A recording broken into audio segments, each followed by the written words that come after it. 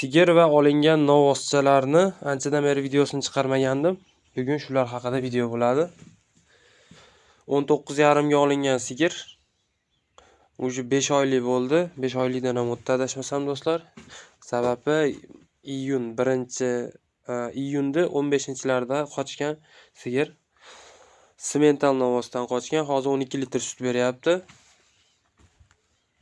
Bu 13,5 ga olingan buqacha. Toza shved. Bu bo'lsa 10 ga olingan buqacha.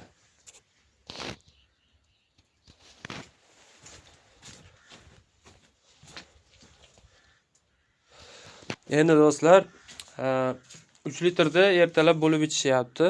1,5 litrdan berilyapti. Kech payt yana 1,5 litr. Bir kunda 3 litr bitta novvos ichyapti. Bir kunda 6 litr sut ketyapti. Mana shu bo'zechaladi o'ziga. Yeb ichishlari hamma yeb ichishlari joyda. Oxiriga kepaklar solinyapti. Hozir bedani ko'rishlaringiz mumkin. Bedani drabilkadan chiqarib qo'yib qo'yganmiz. Qo'ra bor edi, qo'ranichi o'ti yomon bo'lib ketyapti, tayin tozalash qiyin bo'lyapti. Somonni sepsak 2 kunda yo'q shaltag'ini chiqarib yuborishyapti katta bo'lib qolgani sababli. Shuning uchun tayin tozalab turish maqsadida hozir apilga sepib qo'yganmiz. Tez tozalab, tayinni quruqlab turibmiz do'stlar. Molni sog'liqlari yaxshi. Hozir ko'rishlaringiz mumkin, bu yelimida tevasida bir narsa paydo bo'lib qoldi-da. Qochyapti, ajoyib pufak, yaraga o'xshagan narsa paydo bo'lib qoldi.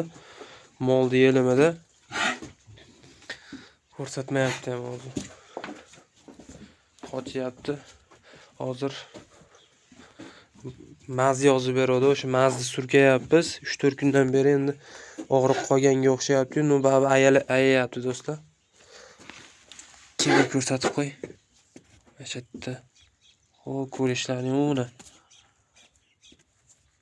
Pufakka o'xshaydi ajoyib. Agar biladiganlar bo'lsa, yozib yuborsin. Bu nima, qanday davo qilinadi bunga?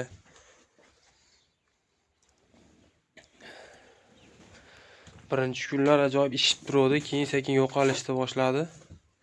Yeb ichishiga ta'sir qilgani yo'q moldi. Yeb ichishlari joyida, sut berishlari joyida. Lekin yelimning teva tarafida shunaqa narsa paydo bo'lib qoldi do'stlar. Sigirda holati, bu bo'lsa buqachalarda holati. Qishda kichkina buqacha novvoscha olib bo'lmaydi ekan adashmasam. Nimagadir meni ko'zimga o'zgarmaganga o'xshab ko'rinyapti.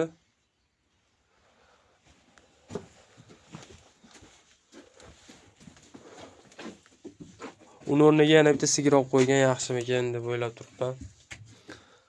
Sababi hozir bizda yog'li sut 8,000 ta.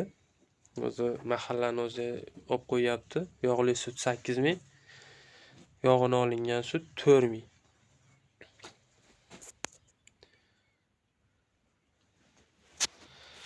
Yeb ichishlari zo'r.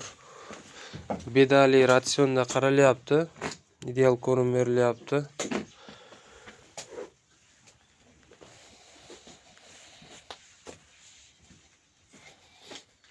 Shunday gaplar do'stlar, sizlar bilan Abdurahmon bo'ldi. Quvali bola kanalida. Uzoqlashmanglar. Xudo xolasa simentaldan qochgan Chorniy Pestra. Tuqqanda necha litr sut beradi? Keyin adashmasam egiz dedi. Egiz tug'aydigan mol dedi. Egiz tug'sa zo'r ish bo'ladi. Qanday bola berishini ham ko'ramiz. Simentaldan qochgan lekin. Videolarigacha ko'rdik uni. Sizlar bilan Abdurahmon bo'ldi. Sog' salomat bo'linglar.